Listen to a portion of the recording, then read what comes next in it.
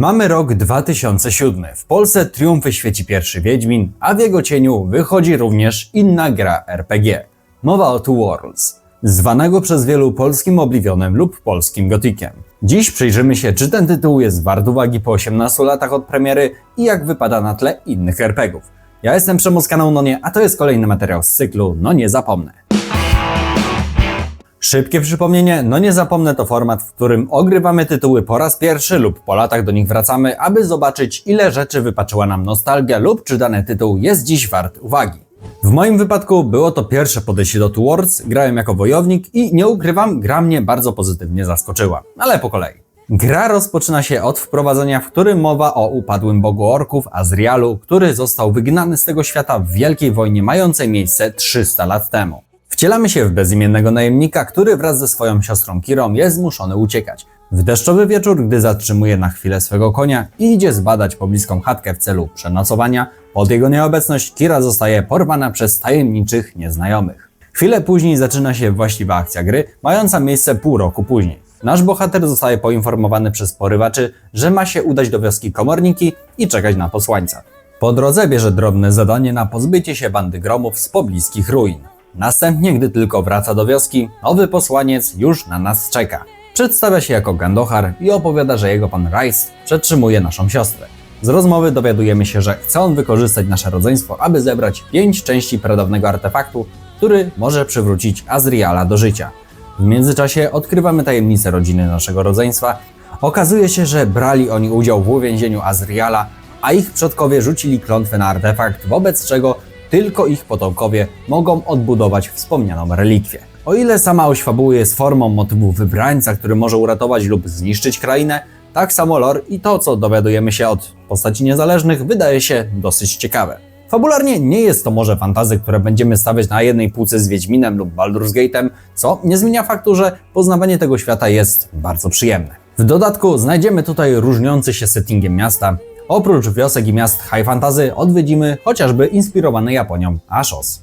To, co mi się strasznie spodobało, to to, że w trakcie gry odkrywamy naszą minimapę. W tym sensie, że w osobnym menu mamy widoczną mapę całego świata, jednak na minimapie możemy obserwować, jak na bieżąco odkrywamy coraz to kolejne piksele i wypełniamy wszystko dookoła. Może głupotka, ale mnie sprawiła niesamowitą radochę. Sam otwarty świat to wszystko, co lubiłem w grach Bethesdy. Idziesz głównym traktem, w oddali widzisz jakiś obiekt i już wiesz, że tam jest coś fajnego do zwiedzenia.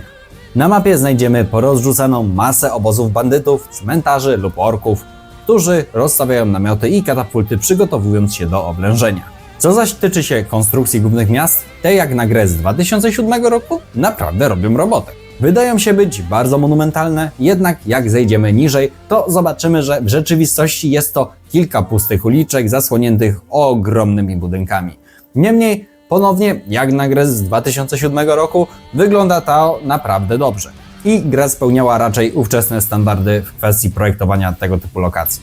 Mamy też różne lochy i podziemia i tutaj przypominają bardziej labirynty, w których na końcu znajdziemy ukryte skarby.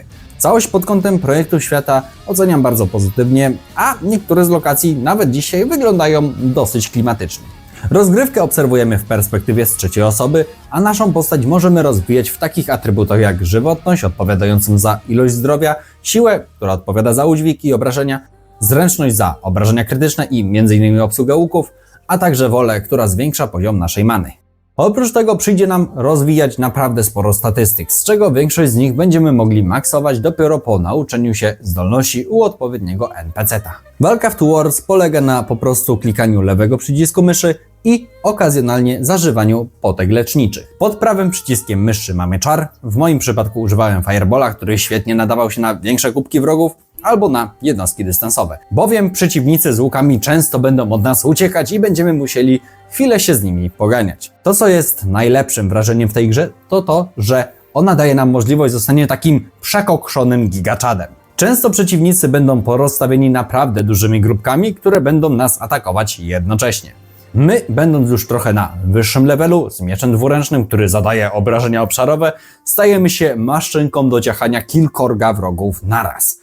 I jakbym miał wskazać moją ulubioną rzecz w tej grze, to właśnie wspomniane hordy wrogów i uderzanie raz za razem wszystkich naraz. Mamy tutaj też konie. co do których osobiście mam mieszane odczucia. Z jednej strony wydają się na tyle szybkie, że w parę minut jesteśmy w stanie przejechać z jednego do drugiego krańca mapy, ale to jak wygląda wykręcanie takim wierzchem albo jak często blokują się na niewielkich pagórkach lub wskakują na kamienie, z których później nie potrafią zejść, no to bywało to naprawdę irytujące. Dla mnie w którymś momencie były one narzędziem do speedrunowania fabuły i przez nie miałem wrażenie, że cały świat wydawał się taki bardzo malutki. Oprócz koni mogliśmy teleportować się w różne miejsca, a jakże za pomocą teleportów. Tak, wiem, bardzo oryginalne. Te były rozsiane w kilku najważniejszych miejscach, zwykle wokół osad i większych miast. Oprócz tego, po zrobieniu jednego z questów pobocznych, otrzymaliśmy własny teleport, który mogliśmy rozstawić w dowolnym miejscu i teleportować się do innego teleportu na mapie. Ja to bardzo często wykorzystywałem do zbierania praktycznie wszystkich łupów z wrogów i od razu wracania do miasta, by wszystko sprzedać. W ten oto sposób po około godzinie exploringu, grindu i sprzedaży miałem już około 30 000 monet i przez większość gry kombinowałem, co z taką kasą zrobić. Inna rzecz, którą bardzo polubiłem i którą niestety widzę bardzo rzadko w grach, to to, że dwa takie same przedmioty mogę połączyć ze sobą i tym samym zrobić jeden, ale silniejszy. Z czasem można zrobić z tego naprawdę potężne bronie, które możemy jeszcze wzmocnić specjalnymi kamieniami, które mogą zadawać np. obrażenia od trucizn, lodu, błyskawic, ognia lub paru innych żywiołów. Na fragmentach gameplayu zwykle korzystałem z miecza, w który władowałem wszystkie napotkane po drodze kamienie od trucizn. Co zaś tyczy się tego łączenia broni, uważam, jest to bardzo fajny system ulepszania broni i, jak mówiłem, nie widzę tego zbyt dużo w innych grach. Zwykle to wygląda w taki sposób, że co chwila dostajemy lepszy sprzęt i wzmacnianie obecnego totalnie mija się z celem. W grze jest dostępna również alchemia, z której możemy tworzyć zarówno mikstury, jak i wspomniane wcześniej kamienie bufujące naszą broń konkretnym żywiołem. Urocze jest to, że możemy nazwać przedmiot po swojemu, a także mieszać do woli, przez co możemy stworzyć ten sam przedmiot, ale z innych składników. Przejście fabuły zajęło mi około 20 godzin, a jakby ktoś chciał zrobić grę na 100%, to mogłoby to zająć drugie tyle. Jest to dosyć krótka gra, którą myślę warto sprawdzić po prostu z ciekawości. Nie jest to na pewno dzieło, które zostanie w waszej pamięci na kolejne lata, niemniej jeśli podobnie jak ja macie niedosyt action RPGów w settingu fantasy, to warto dać tej grze szansę. W kwestii polskich RPGów stanowi trochę inny format niż chociażby Wiedźmin i w kwestii polskiego Obliviona jestem skłonny podpisać się pod taką łatką dla tej gry. Jest to gra trochę zapomniana, będąca już od początku w cieniu Wiedźmina, miała swoje problemy na premierę, nie jest idealna, niemniej ma pewien urok, ciekawy lore świata i warto docenić twórców za ten wysiłek.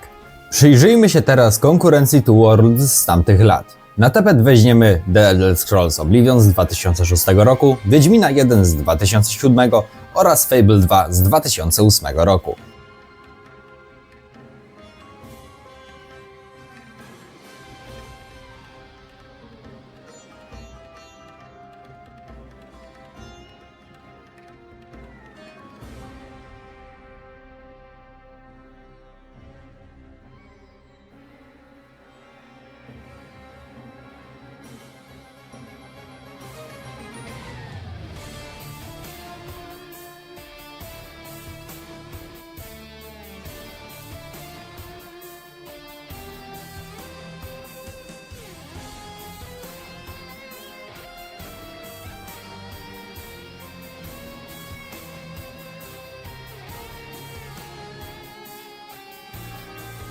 W kwestii grafiki i efektów wizualnych gra raczej nie odstawała od ówczesnych standardów.